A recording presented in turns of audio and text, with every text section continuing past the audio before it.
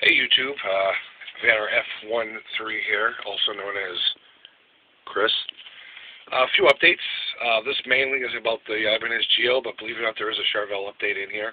I'm not going to post it as that, but you'll see it anyway just because you clicked on this link. But this is about the Ibanez Geo. I just wanted to show you where we stood right now. I'm not putting a lot of time or energy into it right now, but only because one, work, and two, because I want the Charvel up and playing so I can finally strap it up, plug it in, and show off. But without further ado, here's the Ibanez. Alright, face has been sanded, the sides have been sanded flat, not off, and the back, you'll have to excuse me here, is somewhat sanded. I got the face done, got bored, left it alone. Then I started doing this so I could test stains. I've already put a couple on there. I don't know if you could tell the difference between here and here. Didn't like any of them. They're not anywhere near as dark, so it looks like I'm going to have to go to the store to buy some stain. It's always good to have it around anyway, especially when you like working with wood. So that's where we stand with that. The other major update I have on this bad boy, as far as customizing it, is I cut off one of the horns. What the hell? Why would you do that? I don't know. I don't like the horns that were on it. That's why.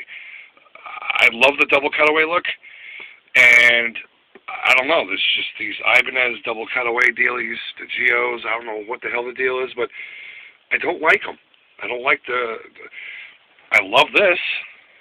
I love that big ass she's got, but I don't like the horns. So I cut one of them off. Real guerrilla guitar work. I drew, starting in the bevel, and just shaped it out the way I wanted it. Then I took a hacksaw and just literally just cut it right off. And then like I would with a bandsaw with a large chunk that I was cutting out, I sliced into it in certain places, up into the line, not passing the line or even touching the line. And that way, when I cut this way, just pieces would just come off. And the rest of it I did with a Dremel, and then I hand sanded it smooth, and there it is. The other horn, I am probably going to do the same thing, except I'm going to leave most of the horn. I'm just going to cut it at the bevel. Okay.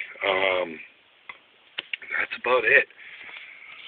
I'm still debating on the direction in which I'm going to go with this, whether or not I'm going to have my girlfriend draw some stuff on here, just something real decorative. And if I do, it'll only be from about here, falling around to about here. It'll just be some weird design, vines or something goofy. And then I'll just take the Dremel with the stick pen. I don't know what the actual word for that tool is. I got it. I use it. And, carve it out. I've never done anything like that before, so it'll be interesting. But just in case I was going to go with the bullets and bones, and I'll explain what that is again if you really need me to. But, stain the hell out of it real dark, and then put those little metal. I wanted to try something before I bought the push tacks, because first of all, I can't find any of the silver ones anymore. You can either find them in a brass color or white, blue, red, and yellow.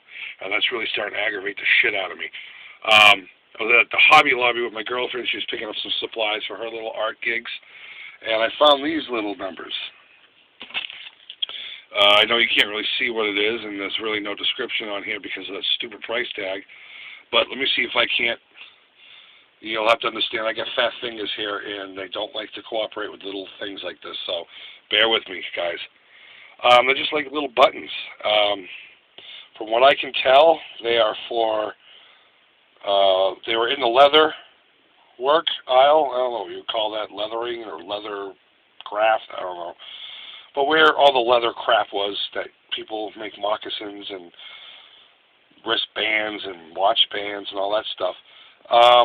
And all it is a little yellow chrome button with these two little prongs. So I'm going to do my best to see if I can get it into this wood and keep it there. If I have to use a glue, and albeit, no big deal. And if that doesn't work, then I'll keep on my quest for those stupid little push tacks. And that's it. That's all we got for the Ibanez. Another thing I was thinking about was, it had this pick guard on it. And it's just a cheap, flimsy, 2-ply piece of caca, you know, like the rest of the guitar. Obviously, I'm going to put this here. I'm going to round off this edge. What I'm thinking about doing is putting it on here, and then where it meets up with the body, draw out, and then put just another bevel here if I don't touch it over here, just to even it back out. But I'm going to try and find me a nice thin piece of rusted metal, you know, nothing thicker than this thing, and then use it as a template and cut it out. Because I think that would make a lot more sense with a beat-up, real dark stain. You know, hell, I might even take a heat gun to this thing and burn the hell out of the wood and just seal it real quick with 1 or 2 coats of just anything. Long story short, I think that would make a lot more sense than this plastic shiny pickguard.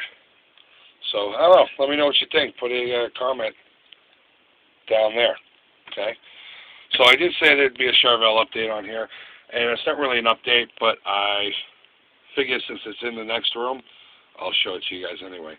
Yes, I am in my closet again. It's a good-sized walk-in closet. It's quiet. No one can bug me in here because I have this door and the bathroom door and the bedroom door. So technically there are 3 doors between us, not 2 like I mentioned in the previous video, for people to not bother me. So, without further ado, just a quick glimpse at the Charvel.